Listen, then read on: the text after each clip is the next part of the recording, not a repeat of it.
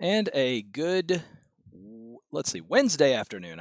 All the days are running together in my world, but this is Steve with On the Ring Apron, representing Mania Club. Got the green jersey on. Decided that's what I wanted to go with. I'm going to wear the TME one for a little bit later. But this is the first of two live streams that we're doing here today, and a special shout out to the TikTok live team for finally adding WWE 2K24 to our available gaming slot. So while we may not necessarily be gaming all the time, we are going to have the opportunity to be able to use that streaming platform on our show to be able to not only promote the game, but also to promote our show per se. But first of all, welcome. Thank you for joining me here in the middle of a Wednesday evening for this long overdue episode of Plate Exchange. I'm here from the NXT Man Cave, aka my home office. Kia and Alyssa will be joining us a little bit later as we get ready to do our prediction show later this afternoon for King and Queen of the Ring, which is at 1 o'clock this upcoming Saturday from Jeddah, Saudi Arabia. Riyadh's later in the year. So we'll have an opportunity to be able to, give our thoughts on the big matches that are coming up, who are going to get the new titles of King and Queen, and also 3 championship matches with 4 total champions competing for opportunities to be able to make their name even bigger inside of Saudi Arabia. Of course, the WWE staff has already been there for a couple of days. You're seeing stuff on social media. I know like Caleb Braxton and Aja, Daphne LaShawn went out and they were out at the Red Sea. You're seeing a couple of people go to the new the WWE event center, very similar to your area where you have like Access or WWE World, I guess as it's referred to now. So there's definitely opportunities for you to be able to to get an insight into places that those of us here in the States and other countries may not necessarily have the opportunity to be able to get into. So I'm definitely looking forward to seeing that and seeing some of the backstage stuff that comes with it. But let's go ahead first. For anyone who's joining us for the very first time, first of all, welcome, and thanks for hanging with us here for a little bit. The chat's open. Feel free to throw any comments or stuff in there. But if you have seen us, or even if you haven't, basically we use this show to change out the side plates on our respective replica title belts. You can tell I've worked all day because I'm blanking a little bit. But we have 2 that are being done here, and if you look over to our corner here, let me get my little finger here because the camera never quite works out right. But we are going to be talking about a pair of tag team championships today. First down in NXT, champions since just after Stand and Deliver, Nathan Frazer and Axiom taking advantage of their last attempt to win the championship, ultimately able to win the tag title, successfully defending them twice. And then, of course, still going that way. The Ebony Goddesses, if you will, team I don't know what are they calling them, the S team or something, but either way, there you go. The girls are still behind the camera behind me, so I'll still get corrected when need be. But ultimately, they're going to end up getting their plates finally today as Bianca Belair and Jade Cargill successfully win the women's tag team titles at Backlash France over the Kabuki Warriors of Damage Control. This actually completes the Triple Crown for Bianca Belair that now leaves her only needing the NXT Women's Championship in order to be able to do so. And if Becky Lynch proved anything last year, it's that nothing's impossible. Jade Cargill getting her first piece of gold in the WWE, of course, after her long run with the TBS title over in AEW. And then you have Frazer and Axiom. Frazer, a multiple-time Heritage Cup champion, but the first time winning a belt strap. Axiom winning his first championship. So let's go ahead and hop to it. First, though, got to pay the bills. So you can see my alma mater behind me, the Georgia Southern. Lights are always on. They always have promoted me whenever I was taking the time to go to school, so I always want to shout out my GSU alum. Go Eagles. Today's episode is brought to you by TruettsLuau. I'm going to have to bring that a little closer to get it in on the light. Of course, this is, for those of us here in the South, this is the Hawaiian equivalent of Chick-fil-A. It gives it kind of an island-type spin to it, so if you haven't had an opportunity to be able to try it out. I know not a lot of places have the ability to be able to go to a place like that, but it really does add a nice spin to it. Definitely gives it a unique flavor, adds that tropical type of feel to it. But they were gracious enough to provide it. So in this case, TruettsLuau, give us free stuff. But let's go ahead and move on to our first of the two belts that we're going to discuss today, and that is going to be the NXT Tag Team Championships, which were previously in the possession of both Bron Breakker and Baron Corbin. You can see their plates are still on our thing. I got to work with I got some new LED lighting above, so it makes it a little bit nicer in here. But there are the Bron Breakker plates. Trying to get it where you can get a decent view of it. There we go. And then we'll flip around the Baron Corbin ones right there with the little ship in the middle. But ultimately, they hold the championships after winning the Dusty Rhodes Tag Team Classic together. They end up winning and successfully retaining all the way through NXT Stand and Deliver. I think a lot of people were surprised, considering that Breakker was all but a guarantee that he was going to be called up to the main roster. He had already been doing some time on SmackDown, and ultimately he got drafted to Monday Night Raw after his official call-up. Ultimately, Baron Corbin would also come up, but would end up going to the Blue Brand on Friday Night SmackDown. But I think a lot of people were surprised that they were able to retain the championships at Stand and Deliver. We attended, sat ramp side and everything, over Axiom and Nathan Frazer. In what was a very competitive match, well, actually one of the better ones of the night. Definitely got WrestleMania weekend off to a good start. But ultimately, Frazer and Axiom asked for one more shot, and they were willing to do so under the condition that if they did not win the tag team titles off of Breakker and Corbin that night, that they would have to forever split up as a tag team. And even though they did not want to have to do so and really hated to put the risk on the line, ultimately they ended up doing so, and as a result, was able to successfully defeat Baron Corbin and Bron Breakker to win the NXT Tag Team Championships. They have already successfully retained in their rematch. They have beaten the Final Testament, AOP, that came in, and also have successfully retained over the Family, one that I thought that would be something that they'd have a hard time being able to do so. But so far, they have been willing to take on all customers up to this stage, and along the way also earning the respect of Tony D'Angelo and the Family along the way, as they were willing to team up with them in 8-man tag action in NXT last night. So definitely some opportunities there. Of course, Tony D is holding the Heritage Cup Championship right now, and Frazer definitely familiar with it. Axiom's competed in tournaments and had a couple of shots at it, but has been unsuccessful at being able to win the championship. That is one that I hope that they will eventually put on sale and be able to give us an opportunity to be able to put our hands on at some stage in the future. Unfortunately, we just don't have them in our possession yet, so hopefully at some stage we'll be able to do so. But one last look here at the Baron Corbin and Bron Breakker plates. There's the Breakker plates. Now that it's off the belt, it tends to not reflect as much. And then there are the Corbin plates right there. And we will go ahead and officially make the swap here. So let me open up my little box here.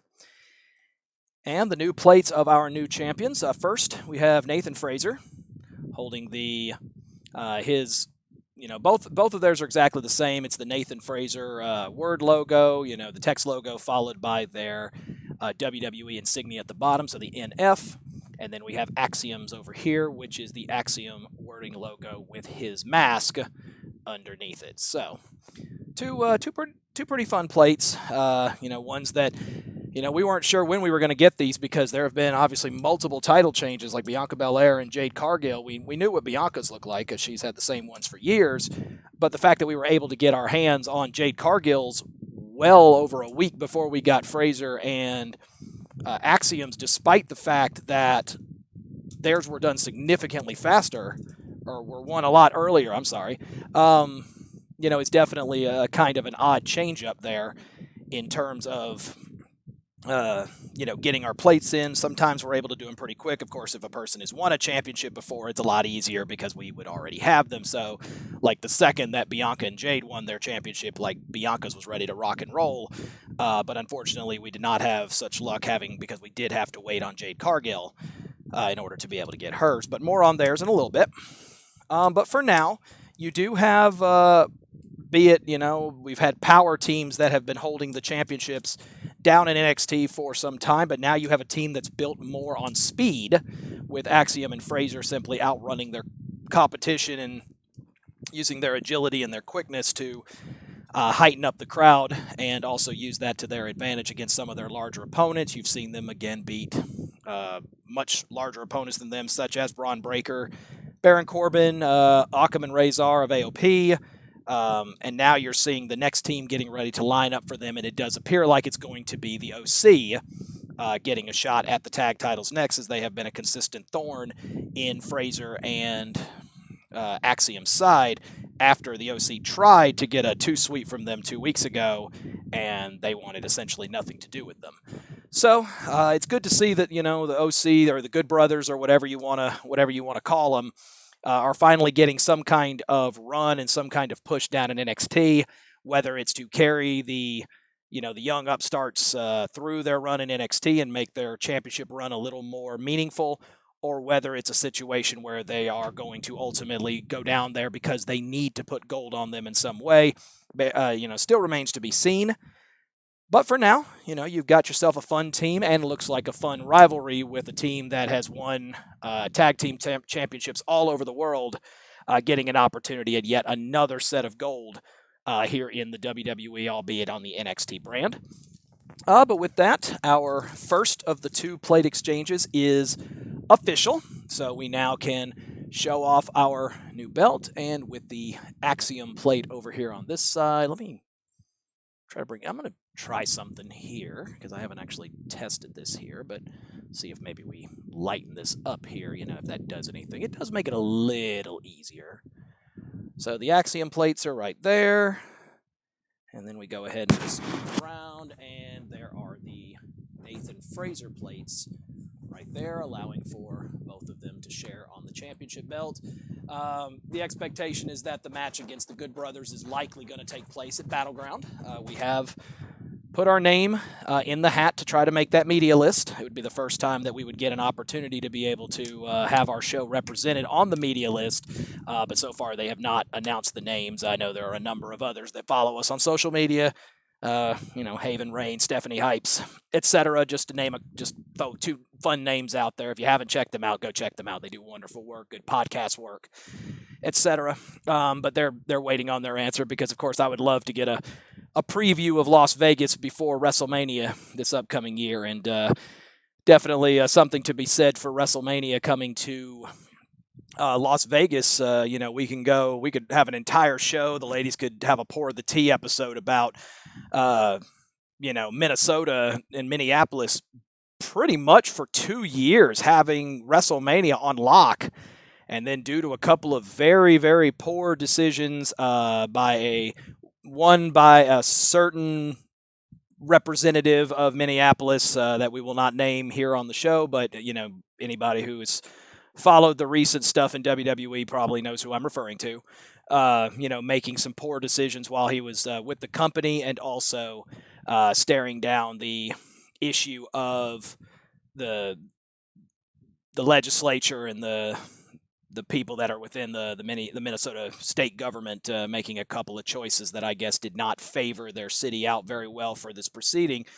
And ultimately, people have clamored for Las Vegas to, get an opportunity with their, relatively new stadium, Allegiant Stadium, and now they're going to get their chance. And also, it seems like the perfect backdrop, especially if you are trying to show this new fusion of WWE and UFC, both under TKO Holdings. And of course, the UFC headquarters is based out of Las Vegas. So it does give you kind of the best of both worlds, and Battleground is going to give us a bit of a preview to that, because already something that was announced as a Battleground match yesterday on NXT will happen at Battleground between Lola Vice and Shayna Baszler, 2 former and very capable MMA fighters, now competing in a match where the only way to win is knockout or submission, and it goes until you have a winner. So it'll definitely be fun to see the two of them compete in a match of that caliber, especially in a UFC-esque type of arena. So I really hope that we on the Ring Apron are going to have an opportunity to be represented there, because I think that would be one that would be a lot of fun. But with that, let's go ahead and move to our second of our two, and that is the Women's Tag Team Championships. And I am spinning around in my chair because I didn't know which side I put it on, but here it is.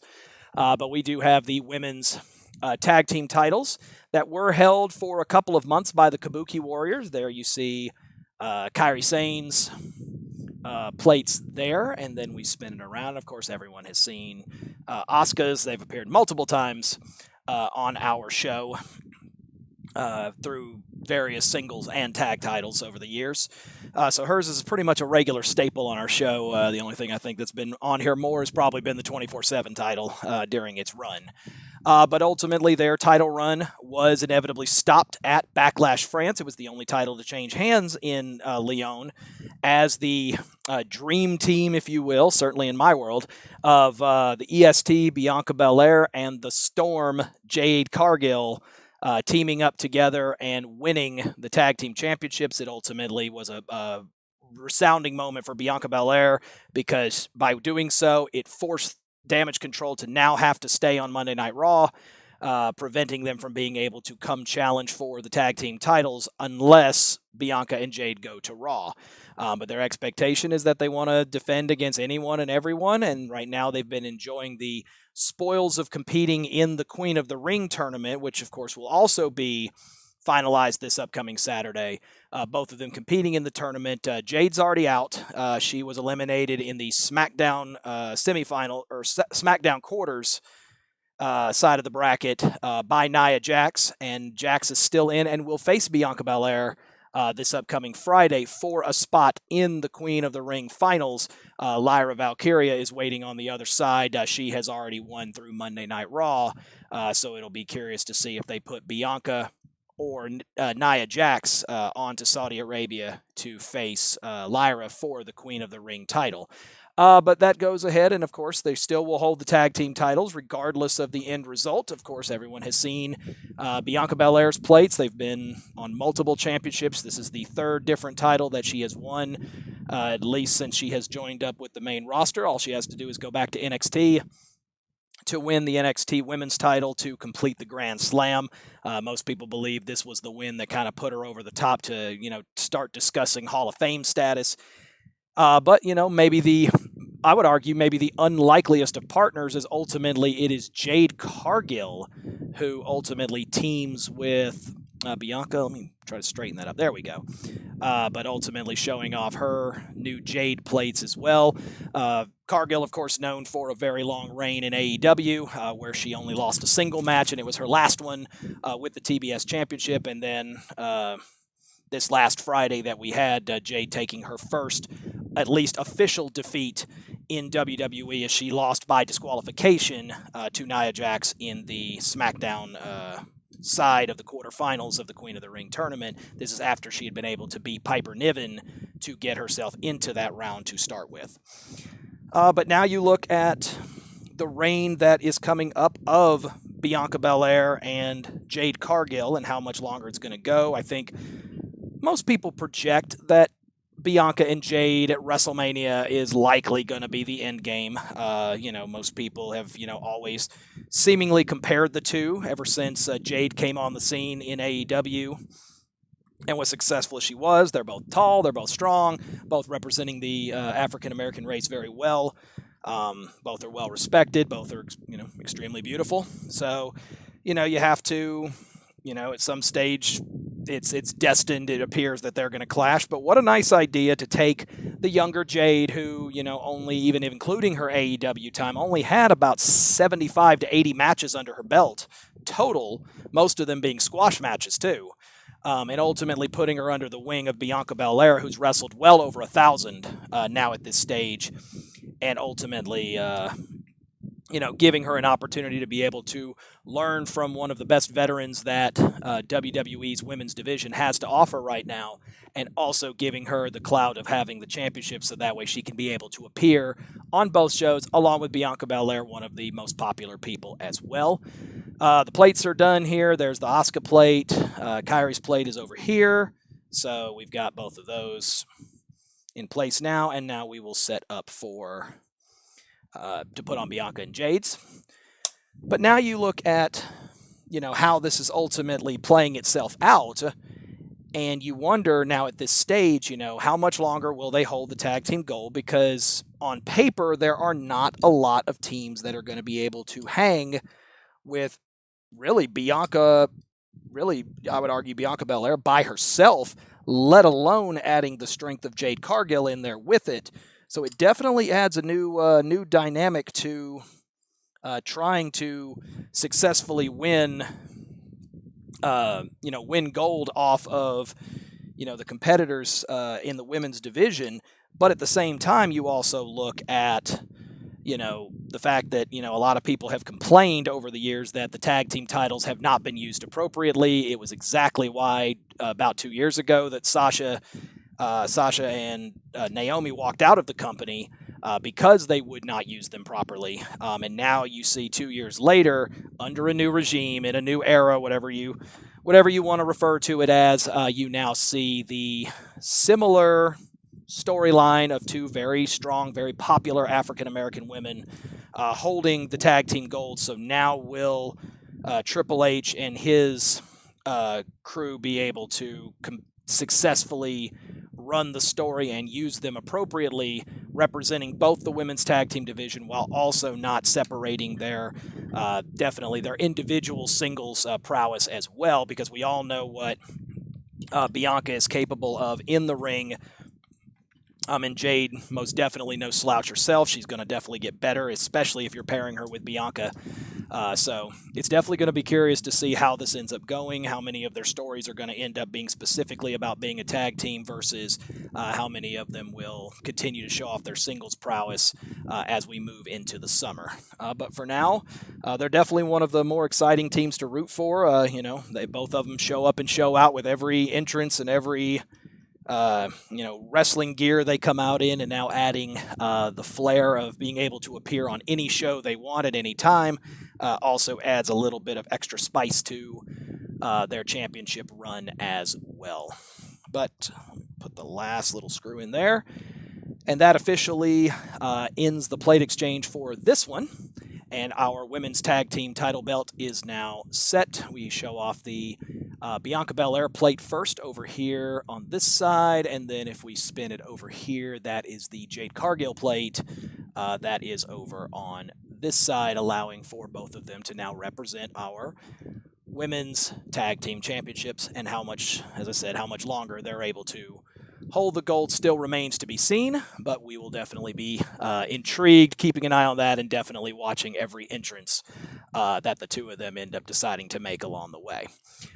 But with that, that does officially bring it into our plate exchange. Again, only two, but it was the only two we had to catch up on, at least on ones that we have the belts at the moment. We still don't have the two new tag team titles. Currently, the World Tag titles held by Awesome Truth, and the WWE Tag titles currently held by A-Town Down Under over on SmackDown.